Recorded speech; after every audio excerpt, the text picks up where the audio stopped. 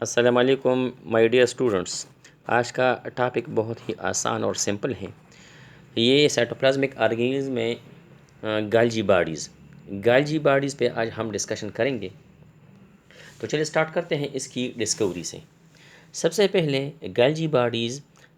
गाल्जी नामी एक साइंसदान ने 1898 में इन्होंने इसको डिस्कवर किया था सेल में। इसकी कंपोजिशन इस तरह है कि ये गाल्जी बॉडीज़ जो है, जिसको हम बाज़ औक़ात गाल्जी अपरेटस भी कहते हैं, ये मुश्तमिल होता है प्रोटीन पे, लिपिड्स पे, एंजाइम पे, कार्बोहाइड्रेट्स पे और कंजुगेटेड मॉलिक्यूल जिसको हम ग्लाइकोप्रोटीन कहते हैं, इस पे मुश्तमिल होगा। गाल्जी अपरेटस हम किस वक्त हम गाल्जी कम्प्लेक्स को गाल्जी अपरेटस कहते हैं, तो हम कहते हैं कि गाल्जी बॉडीज़ प्लस वेसिकल, इसके सिरों पे गुब्बारों जैसा हम कहते हैं कि स्ट्रक्चर बन जाते हैं और वो इससे पिंच ऑफ होते हैं, रिलीज़ होते हैं सेल में, तो उसको हम सेल सिक्रीशंस भी कहते हैं। तो ये दोनों मिलकर वेसिकल्स और गाल्जी बॉडीज़ मिलकर, ये दोनों मिलकर गाल्जी अपरेटस बनाते हैं। इसको हम गाल्जी अपरेटस भी कहते हैं। प्लांट में हम इस गाल्जी बॉडीज़ को हम डिक्टायोसोम्स भी कहते हैं।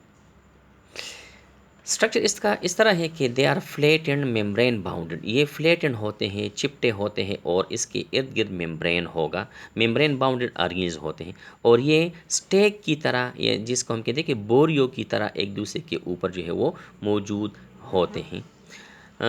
इसको इस एक हिस्से को हम इसका सिस्टर्नी कहते हैं, यानी ये इसके सिस्टर्नी हैं। एक को हम सिस्टर्ना कहते हैं।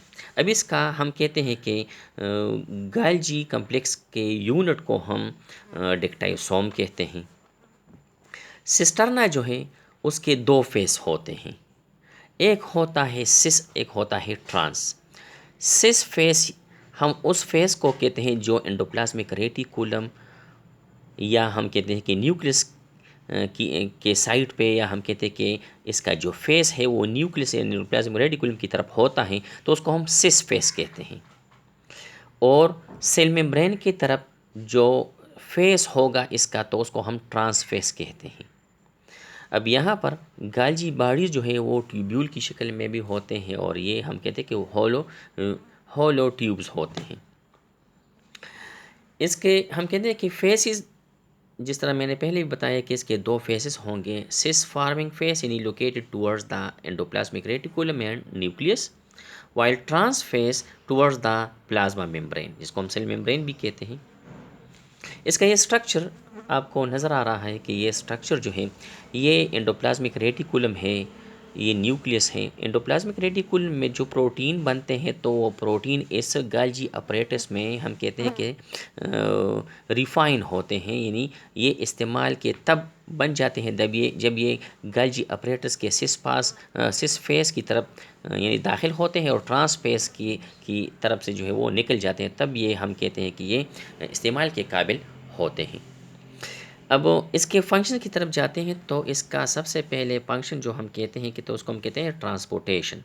अब ट्रांसपोर्टेशन में glycoprotein travel to the membrane. अब यहाँ पर जो हम कहते हैं, जो रिफाइंड फॉर्म में ग्लाइकोप्रोटीन बनते हैं, तो ये ग्लाइकोप्रोटीन हम कहते हैं कि ये सेल मेम्ब्रेन में, जहाँ पर सेल मेम्ब्रेन रप्चर होता है, वहाँ पर ये ग्लाइकोप्रोटीन फिक्स होते हैं सेल मेम्ब्रेन, वहाँ पर जो है वो इसकी हीलिंग हो जाती है।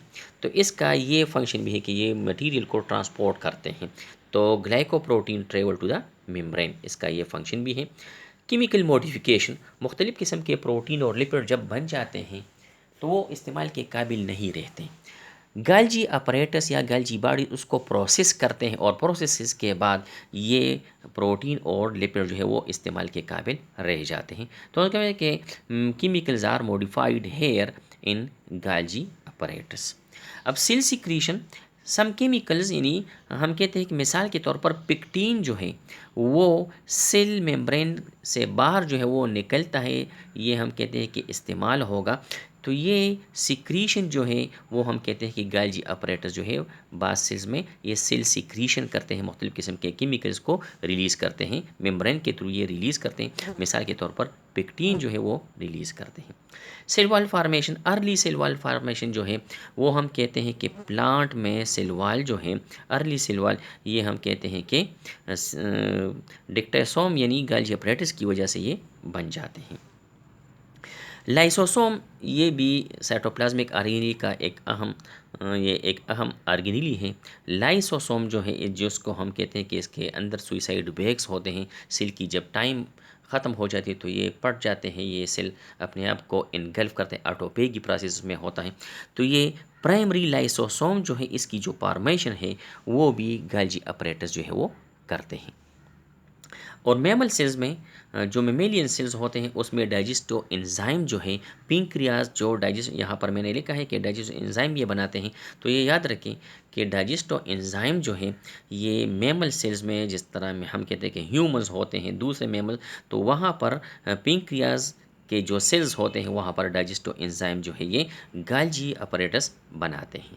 और यही डाइजेस्टो एंजाइम आगे जाकर फूड की डाइजेशन जो है वो स्टमक, हम कहते हैं कि ड्यूोडेनम में और स्मॉल इंटेस्टाइन में हम इसको यानी फूड को डाइजेस्ट करते हैं इस एंजाइम की बदौलत। उम्मीद है आपको ये लेक्चर अच्छा लगा होगा। नेक्स्ट लेक्चर के लिए हमें इजाज़त दीजिए। अल्लाह हाफिज़।